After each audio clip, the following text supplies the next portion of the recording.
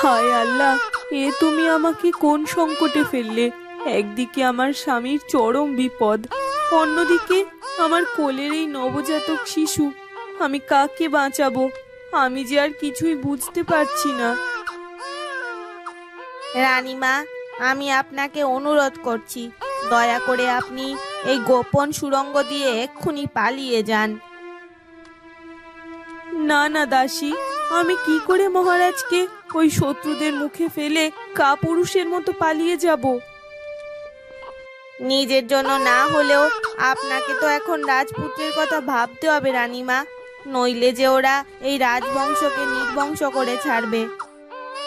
রানীমা আর দাসী যখন কথা বলছিল, ঠিক তখনই আরেক দাসী গোপন সুড়ঙ্গ দিয়ে সেখানে এসে হাঁপাতে হাঁপাতে বলল, রানীমা, আপনি এক্ষুনি পালান, নইলে ওরা যে কোনো সময় এখানে এসে হানা দেবে। দাসী দাসী, আমার মহারাজ এখন কেমন আছেন? কি হলো, তুমি চুপ করে আছো কেন? রানীমা, এখন আর সময় নষ্ট করবেন না, এক মুহূর্ত দেরি করলে অনেক বড় ক্ষতি হয়ে যাবে। ওসব আমি জানি না, তুমি শুধু বলো মহারাজ কেমন আছেন। রানীমার প্রশ্নে দাসী ঝরঝর করে কেঁদে ফেলল আর বলল, মহারাজ আর নেই রানীমা, মহারাজ আর নেই। না না না, এ কিছুতেই হতে পারে না। হায় আল্লাহ, তুমি শেষমেশ আমার স্বামীকে কেড়ে নিলে। রানীমা, শান্ত হন, শান্ত হন রানীমা, এখন যে ভেঙে পড়ার সময় না, রাজপুত্রকে যে আপনাকেই সামলাতে হবে। যাও দাসী, তুমি রানীমা আর রাজপুত্রকে গোপন সুড়ঙ্গ দিয়ে নিয়ে যাও। চলুন রানীমা, চলুন। দাসী অনেক বুঝিয়ে অবশেষে রানীমা আর নবজাতক রাজপুত্রকে গোপন সুড়ঙ্গ দিয়ে বাইরে নিয়ে গেল।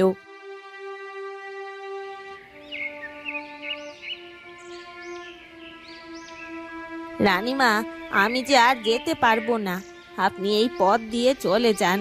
এই পথ সোজা জঙ্গলের দিকে চলে গেছে, শত্রুরা কিছুতেই ওখানে যেতে পারবে না।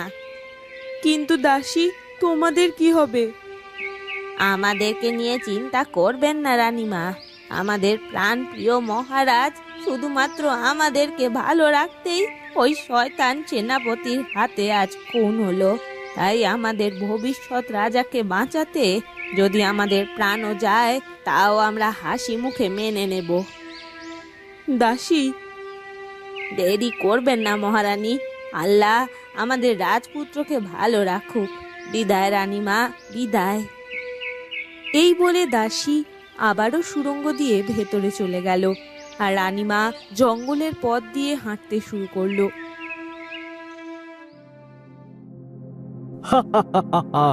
কতকাল পরে দেখা, আমার অপূর্ণ স্বপ্ন আজ সত্যি হলো। কে কোথায় আসো, উৎসবের আয়োজন করো। তবে তাই বলো সেনাপতি, এই কুটিল পরিকল্পনা কখনোই সত্য হতো না যদি না আমি তোমার পাশে থাকতাম। অবশ্যই তুমি সত্যি বলছো, তাই তো আমার এই নতুন রাজত্বের মন্ত্রীও আমি তোমাকেই দেব। কিন্তু সেনাপতি, এমন তো কথা ছিল না। তাইলে তুমি কি চাইতেছো, রাজত্বের অংশীদারিত্ব? অবশ্যই সেটাই আমার প্রাপ্য। দেখো মন্ত্রী, আমার বন্ধু হওয়ার কারণে এই কথা বলা সত্ত্বেও তুমি এখনো আমার সামনে দাঁড়িয়ে আছো। নইলে ভুলে যেও না, আমার সাথে শত্রুতা করার পরিণতি কতটা ভয়ানক হইতে পারে। ও কিন্তু সেনাপতি, এ তো অন্যায়, ভীষণ অন্যায়। আমার কাছে অন্যায় বইলা কিছু নাই, আমার যা ইচ্ছা আমি তাই করি। তাইলে বলো, কি চাই তোমার? অংশীদারিত্ব চাই ওই রাজার মতো নির্মম মৃত্যু, নাকি রাজত্বের মন্ত্রিত্ব? সেনাপতির কথায় ভয় পেয়ে মন্ত্রী আমতা আমতা করে বলল, না না না না, তুমি যা বলবে তাই হবে। এই তো পথে আইছো, এবার যাও ওই বসযাত্রা নিয়ে আর তার নবজাতক শিশুটা কোথায় আছে তাদের খুঁজে আনো। কারণ আমি চাই না ওই রাজার বংশের কোনো অস্তিত্ব বা চিহ্ন এই পৃথিবীতে বাইচা থাকুক। সেনাপতির কথা শুনে মন্ত্রী সেখান থেকে চলে গেল। ওদিকে অনেক পথ হেঁটে অবশেষে রানীমা জঙ্গলে পৌঁছালেন। চারিদিকে কেমন ঘুটঘুটে অন্ধকার। হে আল্লাহ, এখানে আমি আমার ছেলেকে নিয়ে কি করে থাকবো?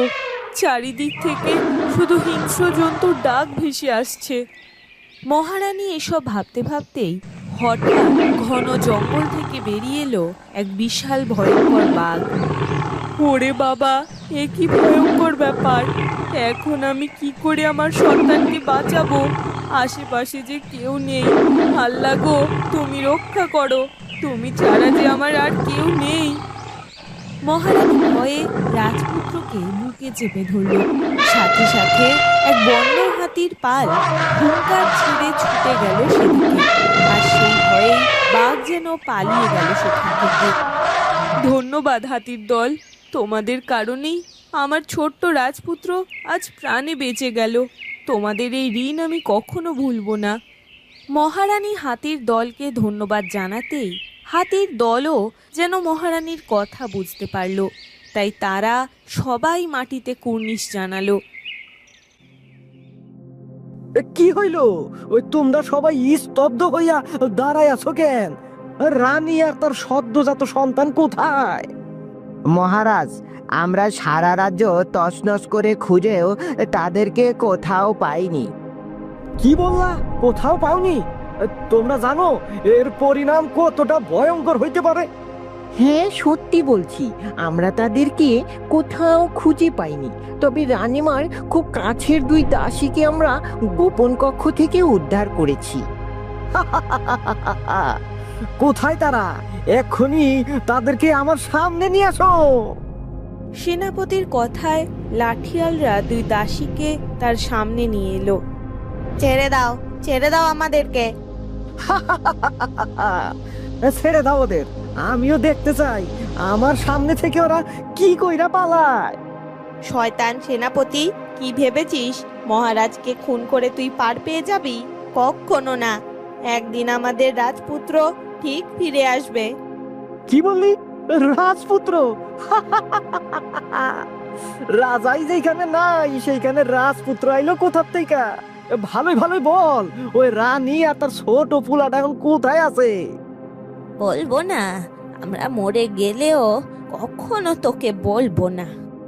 মহারাজ, আপনি আদেশ করুন, আমরা এক্ষুনি এদের মাথা দেহ থেকে ছিন্ন বিচ্ছিন্ন করে ফেলছি।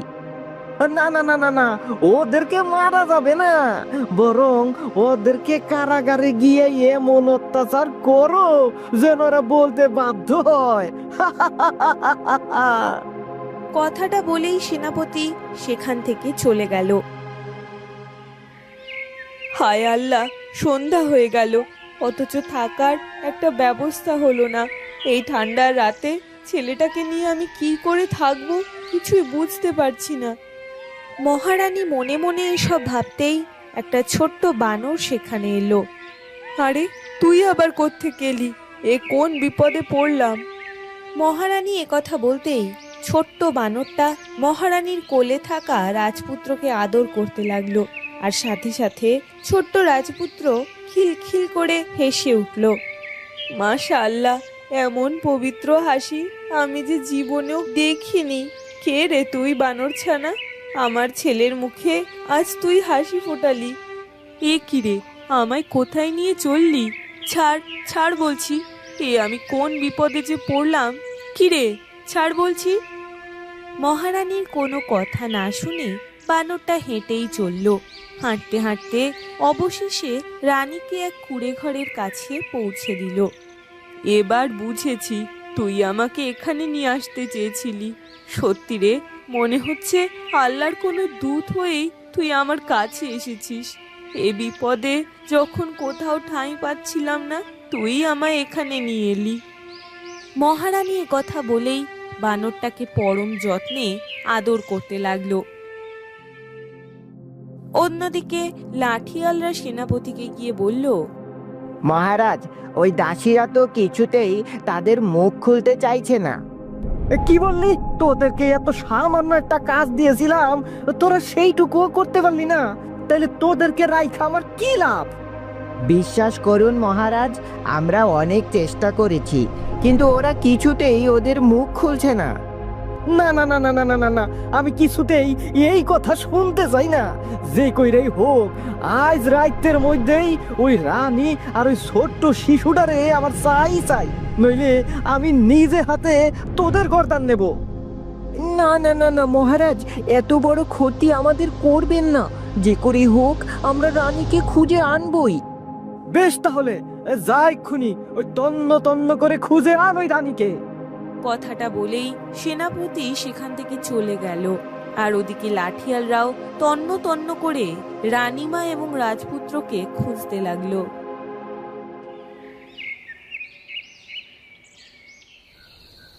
সে কি রে, এই কলা তুই কোথায় পেলি? বুঝেছি, আমার খিদে লেগেছে বলে এনেছিস, তাই না? হায় আল্লাহ, বোবা জন্তু হয়েও ওর মনে কত মায়া, কত মমতা, অথচ এই পাষণ্ড সেনাপতি আর মন্ত্রী মানুষ হয়েও কতটা জঘন্য। কথাটা বলেই মহারানী কাঁদতে লাগলো। ঠিক তখনই ঘটলো এক অদ্ভুত ঘটনা। কেঁদো না মা, তুমি কেঁদো না, আমি তো আছি। তোমাকে আর ভাইকে আমি ঠিক দেখে রাখবো। এ কি, আমি কি শুনছি? বানর হয়ে তুই কি করে কথা বলছিস? আমি কথা বলতে পারি মা, শুধু আমি না, এই জঙ্গলে অনেক প্রাণী কথা বলতে পারে। তাই নাকি? কি আশ্চর্য ব্যাপার। কিন্তু তুই তো ছোট, আমাদেরকে কি করে দেখে রাখবি বল দেখি। কি যে বলো না মা, আমিও তো এতিম।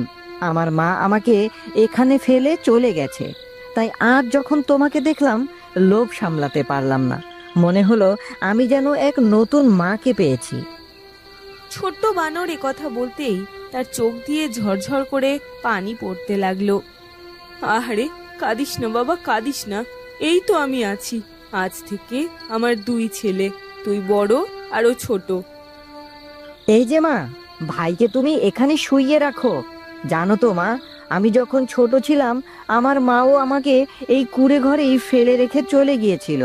সেদিন থেকে এই ঘরে শুধু আমি একাই থাকতাম, কিন্তু আজ থেকে তোমরাও থাকবে। হ্যাঁ রে বাবা, থাকবো। ঠিক পারবো মা। নাও তো, তুমি এখন একটু বিশ্রাম করো দেখি। না রে বাবা, তোর ভাই তো এখনো ছোট, তুই ওকে সামলাতে পারবি না। ঠিক পারবো মা। নাও তো, তুমি এখন একটু বিশ্রাম করো দেখি। এখন কি হবে বলো তো? কোথাও তো খুঁজে পাচ্ছি না রানীমাকে। এ কথা বললে চলবে না, যে করি হোক তাকে খুঁজে বের করতেই হবে, নইলে সেনাপতি যে আমাদেরকে মেরেই ফেলবে। আস্তে আস্তে কথা বল, ভুলে যাস না উনি এখন আর সেনাপতি নয়, উনি রাজ্যের মহারাজ। তা যা বলেছিস, সত্যি মহারাজকে হারিয়ে আমরা একদম এতিম হয়ে গিয়েছি। জানি না এই নতুন রাজা আমাদের কি হাল করে ছাড়বে। খবরদার, ওসব কথা ভুলেও মুখে আনিস না। ভুলে যাস না, স্বার্থের জন্য যে রাজাকে মারতে পারে, আমাদেরকে মারতে তার একটুও হাত কাঁপবে না। তাই চল আগে গিয়ে রানীমাকে খুঁজে আনি। এই বলে লাঠিয়ালরা রানীকে এদিকে সেদিকে তন্ন তন্ন করে খুঁজতে খুঁজতে সকাল হয়ে গেল।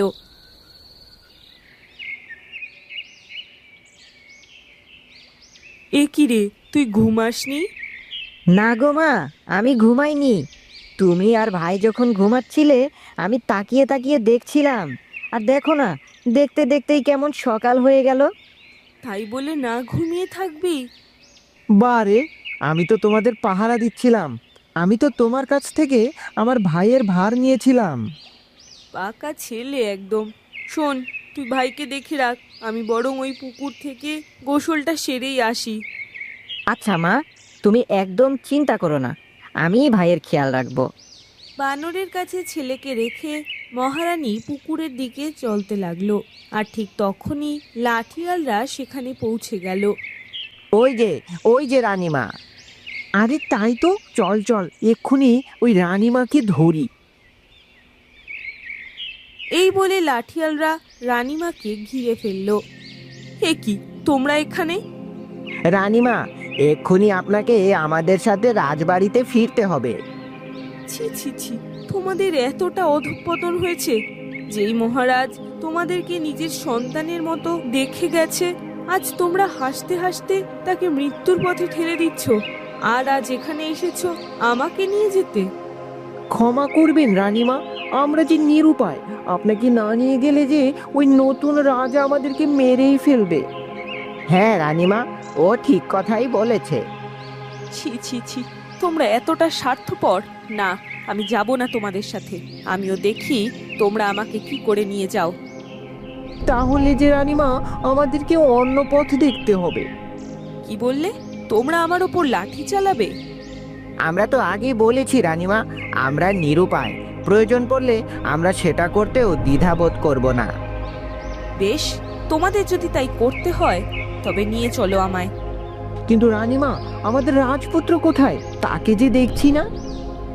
লাঠিয়ালের প্রশ্নের উত্তরে মহারানী মনে মনে বলল, না না, যে করেই হোক আমার ছেলেকে আমায় বাঁচাতেই হবে। প্রয়োজনে আমি মিথ্যে বলবো, তবু ওকে আমার বাঁচাতেই হবে। কি হলো রানীমা, চুপ করে রইলেন কেন? বলুন, কোথায় আছে আমাদের রাজপুত্র? তাকে আর তোমরা নিতে পারবে না। তোমাদের আসার আগেই একটা হিংস্র বাঘ এসে আমার রাজপুত্রকে আমার বুক থেকে ছিনিয়ে নিয়ে গেছে। নিয়ে চলো, নিয়ে চলো আমায়। আমার স্বামী পুত্র তারাই যখন নেই, তাহলে আমি বেঁচে থেকে কি করব? কথাটা বলেই মহারানী কাঁদতে লাগলেন, আর লাঠিয়ালরাও মহারানীকে রাজবাড়িতে নিয়ে যেতে লাগলো। তখন মহারানী আবারও মনে মনে বললেন, ভালো থাকিস রে বাবা, আমি জানি তোর বানর ভাই তোকে ঠিক দেখে রাখবে। ওর ভরসাতেই আমি তোকে এই জঙ্গলে রেখে গেলাম। এসব ভাবতে ভাবতে মহারানী লাঠিয়ালদের সাথে রাজবাড়িতে চলে গেল।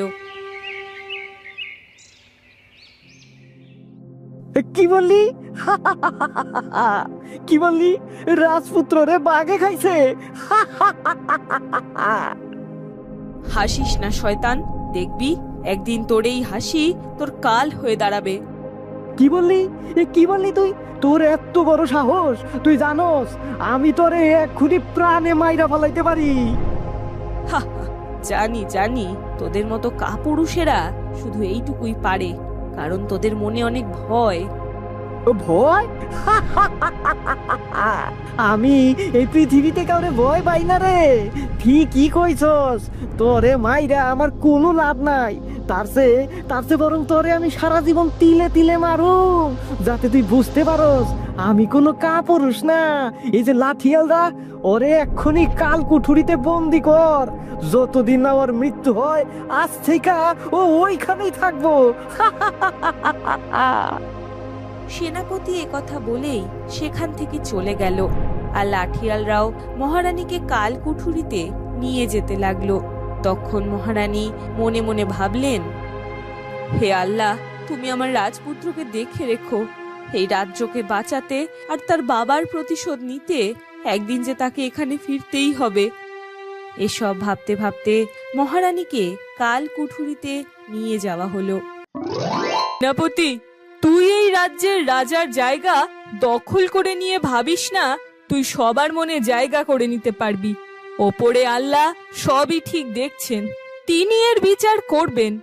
আমাকে এই কাল কুঠুরিতে বন্দি করে রেখে আমাকে সর্বহারা করিয়ে তুই কখনো ভালো থাকতে পারবি না। এটা আমার অভিশাপ। এই নিয়ে যা তোরা, এরে আমার চোখের সামনে থেকে নিয়ে যা। এরপর থেকে ওর জায়গা কেবলমাত্র অন্ধকার একটা ঘর।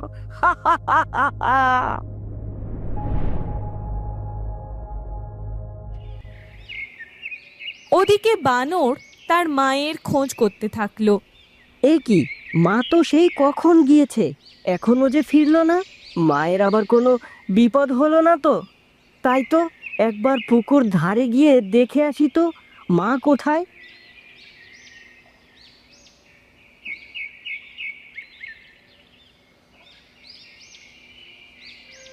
এ কি, মা কোথায়? মা, মা, মা, তুমি কোথায় মা? মাকে তো কোথাও খুঁজে পাচ্ছি না, এখন কি হবে? ওদিকে মনে হয় ভাইটাও কাঁদছে, ঘুম থেকে উঠে পড়েছে। বানর দৌড়ে সেই কুটিরে গিয়ে দেখলো তার ভাই কান্না করছে। কাঁদে না, কাঁদে না আমার সোনা ভাই, কাঁদে না, কাঁদে না আমার লক্ষ্মী ভাই। কিন্তু কিন্তু মা গেল কোথায়? এখন আমি ভাইটাকে রেখে কি করে মাকে খুঁজতে যাই বলো তো? তার থেকে ভালো এক কাজ করি, খরগোশকে একবার ডাকি, সে যদি কোনো খোঁজ নিয়ে আসতে পারে। এরপর বানর খরগোশকে ডাকলো এবং সে খরগোশকে বলল, খরগোশ ভাই, ও খরগোশ ভাই, তোমাকে একটা কাজ করতে হবে। কি কাজ বানর দাদা? এই রাজ্যের মহারানী কোথায় আছেন সেই খোঁজ তোমার নিয়ে আসতে হবে। বেশি দেরি করো না, তুমি এখনই চলে যাও আর সন্ধ্যার আগে ফিরে এসো। ঠিক আছে বানর দাদা, তুমি কোনো চিন্তা করো না, আমি যত তাড়াতাড়ি সম্ভব মহারানীর খোঁজ নিয়ে আসছি। তারপর খরগোশ চলল মহারানীর খোঁজ নিতে। ওদিকে বানর তার ভাইকে তখন দুধ খাওয়াচ্ছে। তাই তো, সন্ধ্যা হতে চললো, এখনো খরগোশ ভাইয়ের যে কোনো খোঁজই মিলল না। ঠিক এই সময়ে খরগোশ এসে হাজির বানরের কুটিরে। বানর দাদা, বানর দাদা, ও সর্বনাশ হয়ে গেছে। সর্বনাশ? কি সর্বনাশ? মহারানীকে তো ধরে নিয়ে যাওয়া হয়েছে, তাকে ধরে নিয়ে গিয়ে কালকুঠুরিতে বন্দি করে রাখা হয়েছে। আচ্ছা, বুঝেছি, তার মানে এই সবই ওই শয়তান সেনাপতির কারসাজি। তারপর খরগোশ তার নিজের বাসায় চলে গেল। অন্যদিকে মহারানীর কালকুঠুরির সামনে জোবাইদা নামক একজন দাসী পাহারা দিতেন। একদিন, হে দাসী, তুমি তো একজন নারী, তুমি নিশ্চয়ই জানো সন্তানের প্রতি মায়ের মমতা স্নেহ কতখানি হয়। মহারানী, আমি সব কিছুই জানি, কিন্তু আমরা যে নিরুপায়। এই সেনাপতি মশাই রাজার সিংহাসন দখল করে রাজ্যে যেন অভিশাপ নিয়ে এসেছে। আপনি আমাকে ক্ষমা করুন মহারানী।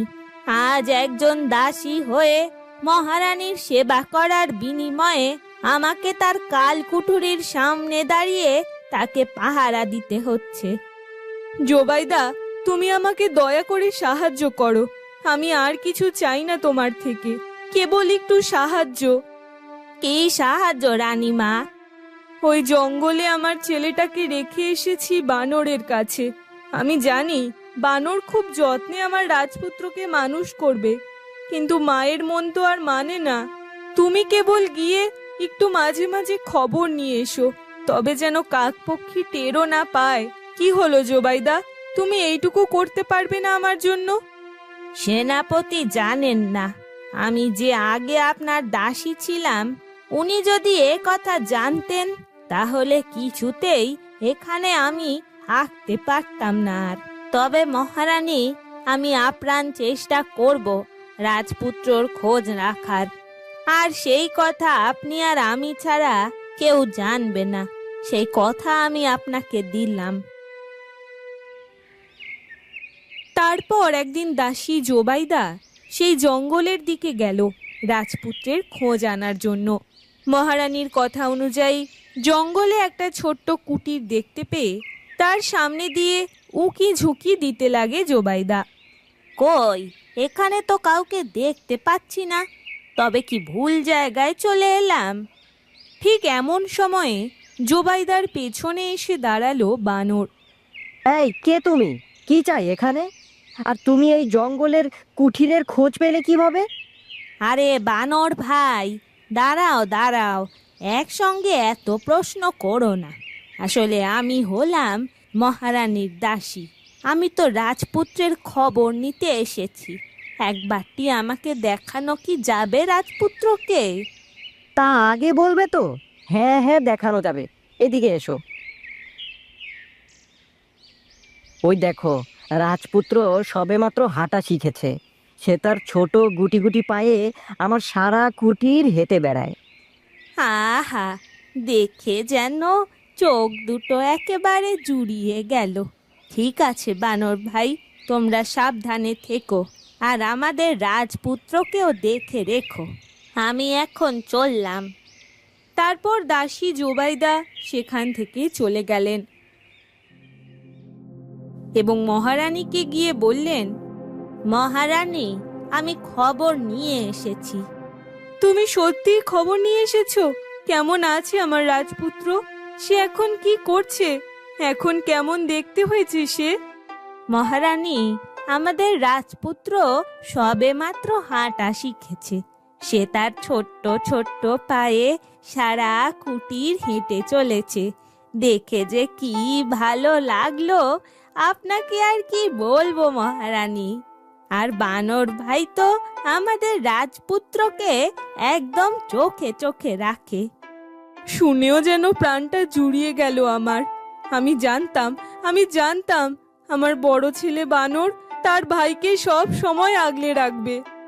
তারপর জোবাইদা মাঝে মাঝেই গিয়ে রাজপুত্রের খবর নিয়ে আসতে থাকে, আর সে খোঁজ নিয়ে এসে সর্বপ্রথম মহারানীকেই জানান। এভাবে ক্রমাগত দিন অতিক্রম হতে থাকে, আর রাজপুত্র দিনে দিনে বড় হতে থাকে। রাজপুত্র, তুমি এখন বছর 5-এর বালক। তোমাকে এখন অনেক কিছু শিখতে হবে। তোমাকে এখন অনেক রকম বিদ্যাতে পারদর্শী হতে হবে। পারদর্শী হতে হবে? কি কি বিদ্যায় আমাকে পারদর্শী হতে হবে বানর দাদা? আমি তোমাকে সব বলে দেব। এখন যে এই রাজ্যের গোটা ভার, সবার প্রাণ রক্ষার দায়িত্ব একমাত্র তোমার হাতেই রাজপুত্র। বানর দাদা, আমি তোমার এত কঠিন কঠিন কথা বুঝতে পারছি না। তোমাকে এখন কিচ্ছু বুঝতে হবে না। তোমাকে আমি আজকে একটা জায়গায় নিয়ে যাব। কোথায় নিয়ে যাবে বানর দাদা? আগে চলো, তারপর বলছি। তারপর বানর রাজপুত্রকে নিয়ে গেল গুরুর কাছে, যিনি নাকি তলোয়ার আর লাঠি বিদ্যায় অত্যন্ত পারদর্শী ছিলেন। প্রণাম গুরুমশাই। কি ব্যাপার বানর, তুই এই অসময়ে? আর তোর সাথে এটা কে? এটা আমার ভাই হয় গুরুমশাই। ভাই হয় তার মানে? কেমন ভাই? ওসব কথা এখন থাক, আমি আপনাকে পরে সব কিছু বলবো। আচ্ছা বেশ, ঠিক আছে, কিন্তু তুই হঠাৎ? আসলে গুরুমশাই, আপনাকে আমার এই ছোট্ট ভাইটিকে শিক্ষা দিতে হবে। শুধু শিক্ষা নয়, লাঠি ও তলোয়ার বিদ্যায়ও ওকে পারদর্শী করে তুলতে হবে আপনাকে, যাতে যে কোনো প্রকার শত্রুকে ও মোকাবেলা করতে পারে, তা সেই শত্রু যতই শক্তিশালী হোক না কেন। আচ্ছা তাই নাকি? তো বেশ, আমি তোর এই ভাইকে আমার সাধ্য মতো লাঠি আর তলোয়ার বিদ্যায় পারদর্শী করে তুলবো। বেশ ভাই, তুই আজ থেকে এই গুরুজির কাছে শিক্ষা নিবি। আর এটা সবসময় মাথায় রাখবি, তোকে শক্তিশালী হয়ে সকল শত্রুদের মোকাবেলা করতে হবে। গুরুমশাই রাজপুত্রকে লাঠি আর তলোয়ার বিদ্যা শেখাতে লাগলেন, আর রাজপুত্র খুব শীঘ্রই সবটা নিজের আয়ত্তে নিয়ে আসতে সক্ষম হলো। সবকিছু এভাবেই চলছিল, কিন্তু হঠাৎ একদিন মন্ত্রী, ও মন্ত্রী, কোথায় তুমি? শিগগিরই এইদিকে আসো। হ্যাঁ দাদা মশাই, বলুন কি হয়েছে? আমার মন কেমন জানি অশনি সংকেতের ইঙ্গিত দিচ্ছে, জানি না কেন। তুমি কি কোনো বিষয়ে কোনো খবর পাইছো? না দাদা মশাই, আমি তো কোনো খবর পাইনি কোনো বিষয়ে। আপনি আপনি খামাখাই দুশ্চিন্তা করছেন। তাই হয়তো হইব। আচ্ছা জুবাইদা, ও জুবাইদা। হ্যাঁ রাজা মশাই, বলুন। বলছি যে মহারানীরে দেখার দায়িত্ব সবটাই তোর উপর। যদি কোনোভাবে কোনো কিছু চালাকি করার চেষ্টা করস, আমি তোর গর্দান নিতে 2বারও ভাববো না, বুঝেছিস? কথাটা যেন মনে থাকে। রাজা মশাই, আপনি একদম নিশ্চিন্তে থাকুন। ওই মহারানী কোনোভাবেই আমার চোখকে ফাঁকি দিয়ে নিস্তার পাবে না এত সহজে। ঠিক আছে ঠিক আছে, তুই এখন এখান থেকে যা। তারপর জোবাইদা সেখান থেকে চলে গেল। অন্যদিকে রাজপুত্র খুব ভালোভাবে গুরুমশাইয়ের কাছ থেকে শিক্ষা লাভ করতে থাকলো। আরে এই ছেলে, তুমি তো অনেক শীঘ্রই অনেক কিছু শিখে গেছো। বাহ, দারুণ দারুণ, তোমার মঙ্গল করুক। সত্যি আমি অনেক কিছু শিখে গেছি। হ্যাঁ, অবশ্যই শিখে গেছো, কিন্তু একটা কথা সর্বদা মাথায় রাখবে। কি কথা গুরুমশাই? কোনো সময় নিজের কাজের প্রতি নিজেই অহংকার করবে না। তুমি যেটুকু কাজ শিখবে সেটুকুকে সব সময় খুব ক্ষুদ্র বলেই মনে করবে, আর সব সময় নিজের কাজের প্রতি নিজের অটুট বিশ্বাস রাখবে, কারণ তোমার দ্বারাই সব কিছু সম্ভব। যথাজ্ঞা গুরুমশাই, আমি আপনার এই সকল কথাগুলো মাথায় রাখবো। বেশ বেশ। তারপর বাড়ি ফিরে গেল রাজপুত্র। রাজপুত্রকে দেখে বানর তাকে জিজ্ঞাসা করে, কি রে ভাই, তুই লাঠি তলোয়ার এগুলো চালাতে শিখেছিস? পারবি শত্রুকে মোকাবেলা করতে? হ্যাঁ দাদা, আমি অবশ্যই পারবো, কিন্তু আমি চাই আমি আরো বেশ কয়েকদিন সময় নেই, কারণ আমি আরো ভালোভাবে শিখতে চাই। বাহ, এ তো খুব ভালো কথা। তবে তাই হোক, তোর যতদিন ইচ্ছা তুই ততদিন গুরুমশাইয়ের কাছ থেকে শিক্ষা গ্রহণ কর। রাজপুত্র দিনে দিনে বড় হতে লাগলো এবং সে নানান রকম বিদ্যায় পারদর্শী হয়ে উঠতে থাকলো। অন্যদিকে রাজ্যের সেনাপতি থেকে রাজা হয়ে যাওয়ায় রাজ্যের সকল প্রজাদের ওপর অত্যাচার চালাতে লাগলো বর্তমানের রাজামশাই। মন্ত্রী, ও মন্ত্রী, তুমি এক্ষুনি গিয়া প্রত্যেকটা প্রজার ঘাড়ে ধইরা টাকা আদায় কইরা নিয়ে আসো। আমি আর একটা কথাও শুনবার চাই না। যথাজ্ঞা রাজামশাই, যথাজ্ঞা। তারপর মন্ত্রী গেল প্রজাদের থেকে টাকা আদায় করতে। টাকা দিবি নাকি চাবুকের বাড়ি দিয়ে তোর হাত পা পুরো ফাটিয়ে ফেলবো? আমাকে ছেড়ে দিন, বিশ্বাস করুন এই বছর আমাদের কারো জমিতে একটা ফসলও ভালো ফলেনি। আমাদের কারো কাছেই একটা টাকাও নেই, আমাদের ছেড়ে দিন। আগে হ্যাঁ মন্ত্রী মশাই, আমাদেরকে আপনি দয়া করে ছেড়ে দিন। আমাদের কাছে কোনো টাকা পয়সাই নেই যে। আমি কিচ্ছু জানি না। রাজামশাইয়ের আদেশ অক্ষরে অক্ষরে তোদের পালন করতে হবে। টাকা দে, আর না হলে চাবুকের বাড়িতে পিঠের ছাল তুলে নেব। না রাজামশাই, মারবেন না, দয়া করে মারবেন না আমাদের। আমার কাছে এই কটাই মোহর ছিল। আমার কাছে এই রূপর চেনটা ছাড়া আর কিছুই নেই মন্ত্রী মশাই। আমাদেরকে দয়া করে ছেড়ে দিন মন্ত্রী মশাই। পথে এসো, এবার পথে এসো।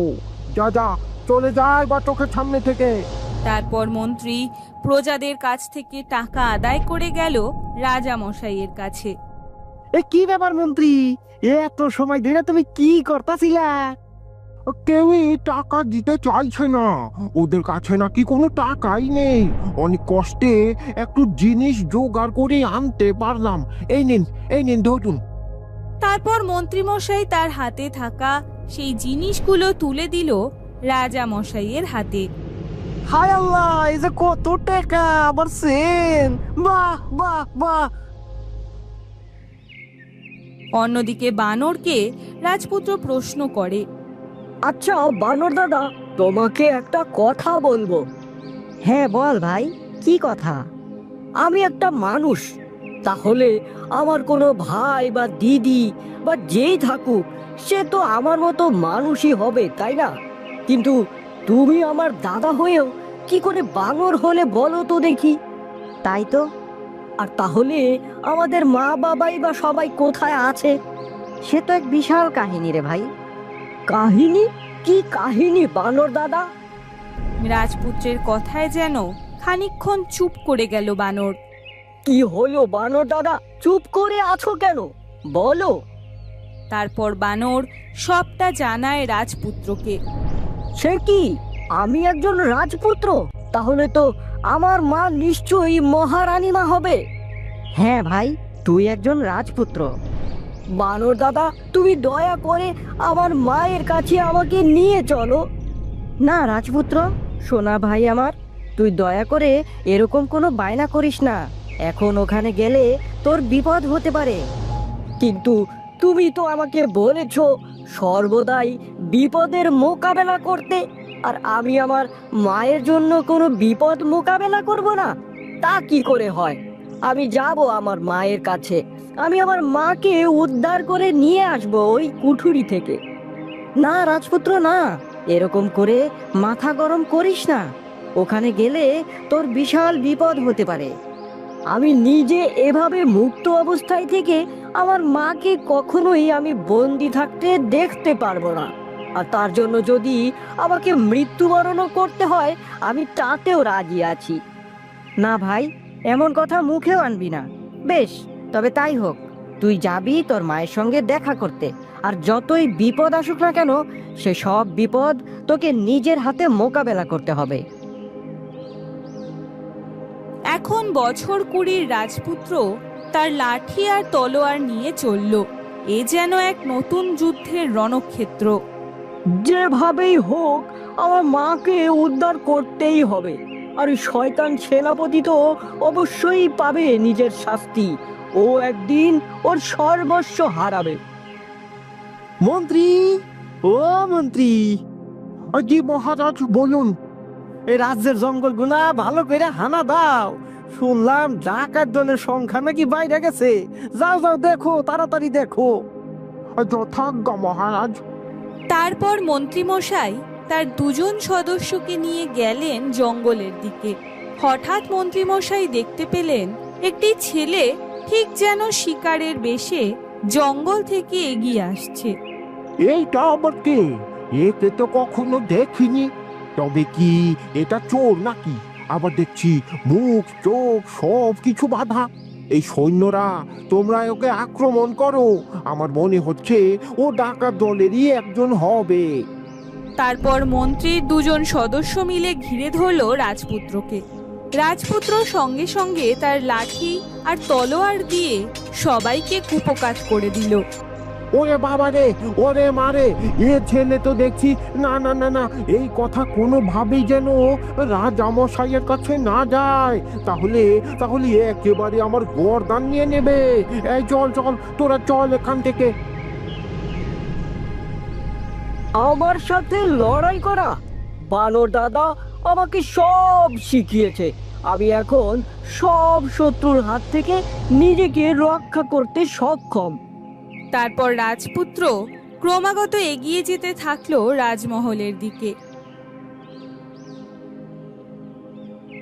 এ কি রে, বাবারে বাবা, এই এত বড় রাজমহলে আমার মা যদি বন্দি অবস্থায় থাকে, আমি জানবো কি করে যে আমার মা কোন ঘরে আছে? রাজপুত্র 1-2 করে এগিয়ে যাওয়ার পর তার মনে হলো ও মনে হচ্ছে ওটাই কালো কুঠুরি। বানর দাদা তো বলেছিল ওখানে নাকি আমার মা বন্দি রয়েছে। তারপর রাজপুত্র ক্রমশ এগিয়ে গেল সেই কুঠুরির দিকে। তার মানে কাল কুঠুরিতে যে বন্দি অবস্থায় থাকবে সেই হলো আমার মা। তারপর রাজপুত্র তার মাকে দেখার জন্য ধীরে ধীরে এগিয়ে যেতে লাগলো সেই কাল কুঠুরির দিকে। সে দেখতে পেল সামনে অনেকগুলো প্রহরী দাঁড়িয়ে রয়েছে। তারপর কি হলো? রাজপুত্র কি আদতেও যেতে পারলো তার মায়ের কাছে? আমার মায়ের তো এখানেই থাকার কথা। আমার মা কোথায়? আরে, প্রহরীরা পাহারা দিচ্ছে। আমাকে খুব সন্তর্পণে যেতে হবে, যাতে কেউ না বুঝতে পারে আজকে আমি আমার মাকে এখান থেকে উদ্ধার করে নিয়ে যাব। রাজপুত্র আস্তে আস্তে কালকুঠুরির প্রত্যেকটা কক্ষ দেখতে থাকে। সমস্ত প্রহরীরাই ঘুমাচ্ছিল, কিন্তু হঠাৎ একটা আওয়াজে ঘুম ভেঙে যায় প্রহরীদের।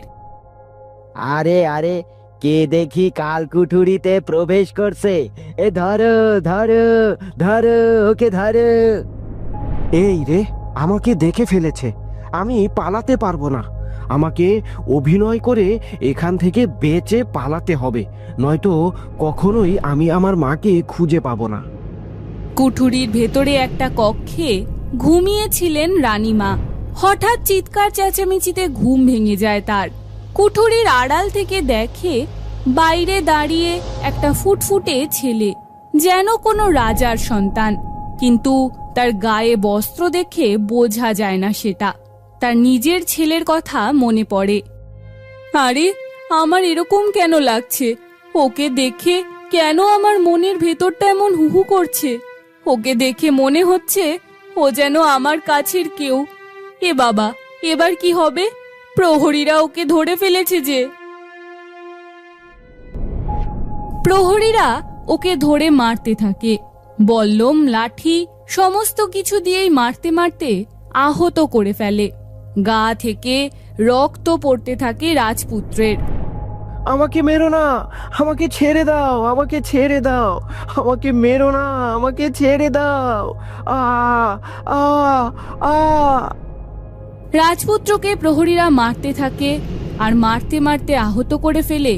এদিকে রাজপুত্রের শরীর থেকে রক্ত পড়তে দেখে রানীমার ভীষণ কষ্ট হয়, কিন্তু রানীমা কিছুই বলতে পারে না।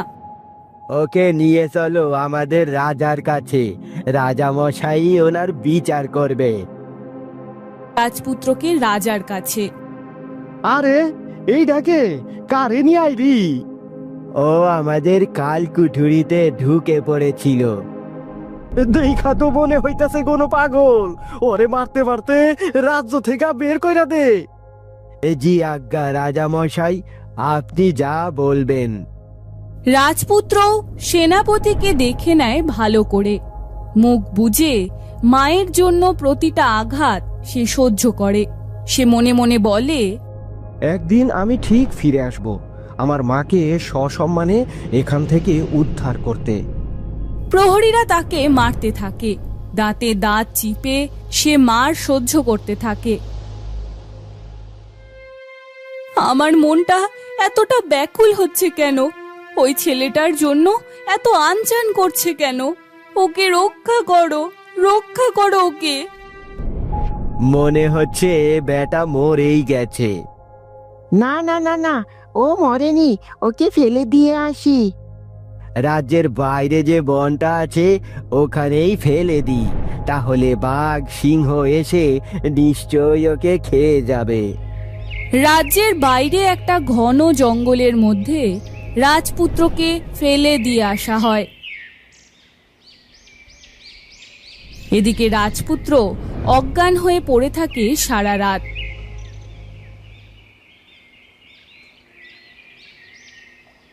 আরে, এখানে একজন পড়ে আছে মনে হয়। এগিয়ে এসে ভালো করে দেখে একটা ছেলে আহত অবস্থায় পড়ে আছে। এ তো অসুস্থ আর আহত অবস্থায় পড়ে আছে, ওকে আমার আশ্রমেই নিয়ে যাই। তুমি কোথা থেকে আসছো বাছা? তুমি কে বাছা? তোমার এরকম অবস্থা কে করলো? রাজকুমার ওনাকে সব কথা খুলে বলে। আমি কিন্তু ওই রাজাকে ছাড়বো না, আমার মাকে ওখান থেকে উদ্ধার আমাকে করতেই হবে। আমি জানি ওই রাজা প্রচণ্ড রকমের অত্যাচারী হিংস্র একজন মানুষ।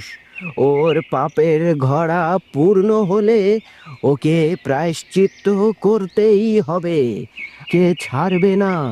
তুমি এই সুস্থ না হওয়া অবধি এখানেই থাকতে পারো বাছা। আমি একবার আমার বানর দাদার সাথে দেখা করে আসি। আমরা খুব চিন্তিত ছিলাম, তুমি এসে বেশ ভালোই হয়েছে। মায়ের দেখা কি পেলে? না, তবে অতি শীঘ্রই আমি আমার মায়ের সম্মান ফিরিয়ে দেব। তুমি এই গুরুর কাছ থেকে আরো ভালো করে অস্ত্র চালনার বিদ্যা শিখতে পারো। রাজপুত্র সবাইকে প্রণাম করে সেই গুরুর কাছে চলে আসে আর সেই গুরুর কাছে থেকে কয়েকদিন অস্ত্র চালাবার বিদ্যা নিতে থাকে। তুমি আগের থেকে অনেক বেশি ভালো তীরন্দাজ হয়েছো। তোমার স্বপ্ন সফল হোক। তুমি আমাদের ওই অভিশপ্ত রাজার হাত থেকে বাঁচাও। এমন সময় গুরুর কাছে একটা প্রজা ছুটতে ছুটতে আসে। কি হয়েছে? তোমরা এত উদ্বিগ্ন কেন? পাহাড়ের ওপারে একটা রাজমহল আছে, সেই রাজমহলে এক জাদুকর প্রবেশ করে রাজকুমারীকে নিয়ে গেছে। রাজ্যের বড় বিপদ। আপনার এখানে এমন কি কোনো বীর আছে যে ওই রাজকুমারীকে জাদুকরের হাত থেকে বাঁচিয়ে নিয়ে আসতে পারে? গুরু তাকায় রাজপুত্রের দিকে।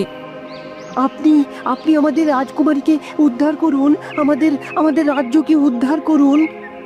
সত্যের পথে চলা এটা আমার কর্তব্য, অন্যায়কে দমন করা আমার কর্তব্য, তাই আমি শিক্ষা পেয়েছি। চলো। রাজকুমার গুরুদেবকে প্রণাম করে তার আশীর্বাদ নিয়ে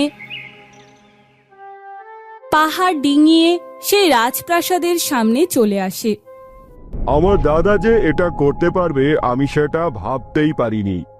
কেন আমার মেয়েটাকে নিয়ে গেল? এবার কি হবে গো? তুমি ওনার দাবি মেনে নাও। কোনো মতেই না। ওই জাদুকর দাদার হাতে আমি কোনো মতেই রাজ্যের ভার তুলে দিতে পারবো না। এতে আমার রাজ্য এবং প্রজার ক্ষতি। আমাকে প্রজাদের এবং রাজ্যের দায়িত্ব নিতেই হবে। তুমি একবারও আমার মেয়ের কথা ভাববে না? আমার মেয়ের জন্য আমার মনটা ব্যাকুল হয়ে আছে, কিন্তু আমি কি করতে পারি? আমার যে কিচ্ছুটি করার নেই। ঘরের ভেতরে প্রবেশ করে রাজপুত্র এতক্ষণ সব কথা দরজার আড়াল থেকেই শুনছিল। আমি কি ভেতরে আসতে পারি? কে কে তুমি? আমি রাজকন্যাকে উদ্ধার করতে এসেছি। তুমি পারবে ওই জাদুকরের সাথে লড়াই করতে? হ্যাঁ, অবশ্যই পারবো। কিন্তু আমি কিছুক্ষণ আগে শুনলাম ওই জাদুকর নাকি আপনার দাদা। হ্যাঁ, আমার দাদা হচ্ছে সেই জাদুকর যে আমার কন্যাকে হরণ করেছে। আসলে অনেক বছর আগে আমার বাবা যখন এই রাজ্যের রাজা ছিলেন, তখন আমার বাবা আমাদের মধ্যে আমাকেই রাজ্যের দায়িত্ব দেন। কিন্তু বাবা, এই রাজ্যের অধিকার পাওয়ার দায়িত্ব কিন্তু আমার। আমি তো ওই রাজ্যের রাজা হতে পারি। আমি আপনার বড় সন্তান। তুমি ছোট ভাইকে রাজ্যের দায়িত্ব দিয়ে রাজা করে আমাকে কিন্তু এই সুযোগ থেকে বঞ্চিত করছো। এটা তুমি মোটেই ঠিক করছো না বাবা। তুমি কিন্তু অন্যায় করছো। এর শাস্তি কিন্তু তোমাকে ভোগ করতেই হবে। দাদা, তুমি এভাবে বাবাকে বলতে পারো না। নিজে রাজ্যের রাজা হচ্ছ বলে মুখ দিয়ে খুব বুলি ফুটছে, তাই না? তুই তো আর বঞ্চিত হসনি, বঞ্চিত হয়েছি আমি বুঝি। আমি আসি বাবা, তবে তুমি তৈরি থেকো। এর প্রতিশোধ আমি ঠিকই নেব। এরপরে আস্তে আস্তে বেশ ভালোই চলছিল। দাদা আমার কোনো খোঁজ খবর পায়নি। হঠাৎ 10 বছর পর দাদা ফিরে আসে। দাদা আমাদের রাজ্যের উপর হামলা করে। আমরা কোনো রকমে রাজ্যকে বাঁচিয়ে নেই, কিন্তু দাদার হাত থেকে আমার বাবা বাঁচতে পারে না। বাবা মারা যায়। তারপর আবারও দাদা অদৃশ্য হয়ে পড়ে। এখন তো দেখছি দাদা আবার ফিরে এসেছে। তবে দাদার এখন অনেক শক্তি। দাদা একজন অনেক শক্তিশালী জাদুকর। সে সত্যিকারেই অনেক কিছু করতে পারে। কোথায় থাকেন উনি? ভালোভাবে ভেবে দেখো রাজপুত্র, তোমার কিন্তু অনেক বড় বিপদ হতে পারে। আমার কথা অত ভাবতে হবে না, আমি ঠিক সফল হব। আপনি বলুন ওই জাদুকর কোথায় থাকে? দূর পাহাড়ের কোলে এক গুহা আছে, সেই গুহার ভেতরে থাকে। তবে সাবধান রাজপুত্র। রাজপুত্র ঘোড়ায় করে যেতে থাকে। 3 দিন 3 রাত একটানা ঘোড়ায় চলে যাওয়ার পর হঠাৎ সে এসে পৌঁছায় একটা গুহার কাছে। গুহার ভেতর থেকে একটা মেয়ের কান্না ভেসে আসছে। রাজপুত্র সেই কান্না অনুসরণ করে গুহার ভেতরে প্রবেশ করে। এই গুহার ভেতরেই হয়তো কোথাও আছে সেই রাজকন্যা। আমাকে সেই রাজকন্যাকে উদ্ধার করতেই হবে। অনেকক্ষণ ঘুরতে ঘুরতে সে এসে পৌঁছায় একটা কক্ষে। কক্ষের এক ধারে হাত বাঁধা অবস্থায় বসে আছে রাজকুমারী। আমাকে ছেড়ে দাও জ্যাঠামশাই, আমাকে ছেড়ে দাও, আমি মায়ের কাছে যাব, আমি মায়ের কাছে যাব। এমন সময় আড়াল থেকে রাজকুমার বলে ওঠে, রাজকুমারী, কান্না করো না, তুমি আমার সাথে এসো। কে কে কে ওখানে? কে তুমি? আমি তোমাকে উদ্ধার করতে এসেছি। এই সময় গুহায় কেউ নেই, চলো আমার সাথে। না না না, তা হয় না। আমি যদি তোমার সাথে চলে যাই তাহলে ওই জাদুকর রেগে যাবে রাজকুমার, আর আবারও আমাদের রাজ্যের ওপর হামলা করবে। সেই হামলায় অনেক প্রজা মারাও পড়বে, ধন সম্পত্তির ক্ষয়ক্ষতি হবে। তাহলে উপায়? ওই জাদুকরকে আমাদের মারতে হবে, তবেই একমাত্র আমাদের রাজ্য সুরক্ষিত থাকবে, নয়তো বিপদ আরো বাড়বে। তাহলে আমি ওই জাদুকরকে হত্যা করেই তোমাকে নিয়ে যাব। সেটা সম্ভব নয়। তিনি আমার জ্যাঠামশাই। রাজ্যের ক্ষমতা থেকে বঞ্চিত হওয়ার পর প্রতিশোধের স্পৃহাতে তিনি মেতে উঠেছেন। আমি জানি রাজকুমারী, আমাকে কি করতে হবে।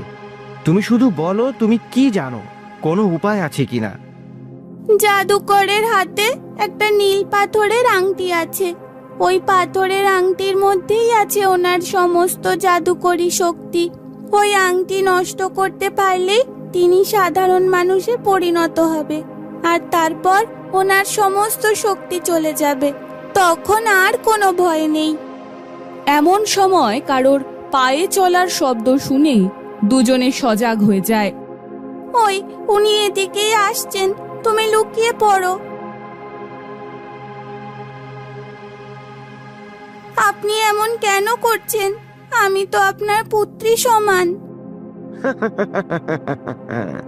বেশি কথা না বলে খেয়ে দে, ঘুমিয়ে পড়। আমি ওই সিংহাসন চাই, না পেলে আমি কাউকে ছাড়বো না। জাদুকর পাশে খাটে শুয়ে নাক ডেকে ঘুমোতে থাকে। রাজকুমারীর হাত বাঁধা, ওই জন্যই সে কিছু করতে পারেনি। এটাই সুযোগ, এই সুযোগটা কাজে লাগিয়ে আমাকে ওনার হাত থেকে ওই নীল পাথরের আংটিটা নিয়ে নষ্ট করতে হবে।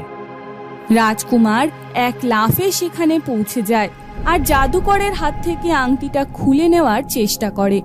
এতে জাদুকরের ঘুম ভেঙে যায়। পাশে থাকা তলোয়ারটা সে উঠিয়ে ধরে, কিন্তু রাজকুমারের হাতে ততক্ষণে আংটি চলে এসেছে। এবার এই আংটিটা আমাকে ভেঙে ফেলতে হবে। রাজকুমার আংটিটা জোরে দেওয়ালে ঠুকে দেয়।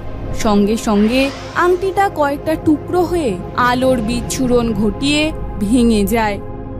না না না না, এটা তুমি কি করলে? এটা তুমি কি করলে? কি করলে তুমি? আপনি অতিরিক্ত ক্ষমতার লোভে নিজের প্রজাদের উপর অত্যাচার করেছেন, অন্যায় করেছেন আপনি। এর শাস্তি আপনাকে আমিই দিলাম। আমি রাজকুমারীকে নিয়ে যাচ্ছি, যথাযথ সম্মানে ওনাকে ওনার বাবার হাতে তুলে দেব। রাজকুমার ঘোড়ায় করে রাজকুমারীকে নিয়ে তার রাজ্যে ফিরে আসে। চারিদিকে আনন্দের উৎসবে মেতে ওঠে সকলে। কয়েক মাস কেটে যায়। এদিকে রাজকুমারের সাথে রাজকুমারীর একটা ভালো বন্ধুত্বপূর্ণ সম্পর্ক গড়ে উঠেছে। তারা একে অপরকে পছন্দ করতে শুরু করেছে। এভাবেই একদিন বনের মধ্যে ঘুরতে ঘুরতে দুজনে দেখে একজন মহিলা বনের মধ্যে অজ্ঞান হয়ে পড়ে আছে। মহিলাকে দেখে মনে হচ্ছে তিনি কোনো রাজ পরিবারের কর্মচারী। রাজকুমারী আর রাজকুমার দুজনে মিলে ওই মহিলাকে তাদের রাজমহলে নিয়ে আসে। কে এই মহিলা? এখানে এত ঘন জঙ্গলে কি হয়েছিল? এত আঘাত সে পেল কি করে? ওনাকে একটু বিশ্রাম নিতে দাও, পরে দেখা যাবে। এমন সময় ঘরের ভেতর খুব দৌড়াতে দৌড়াতে এক প্রহরী এসে প্রবেশ করে। রাজকুমারী, আপনি ঘরের ভেতরে যান, বাইরে শত্রুও আক্রমণ করেছে। আপনারা এক্ষুনি গোপন কক্ষে যান। আমাকে এক্ষুনি রাজার কাছে যেতে হবে। তুমি আমার সাথে চলো। আমি একজন রাজকুমার, বিপদ দেখে পালানো আমাকে শোভা পায় না। না রাজকুমারী, আমাকে এক্ষুনি যেতে হবে।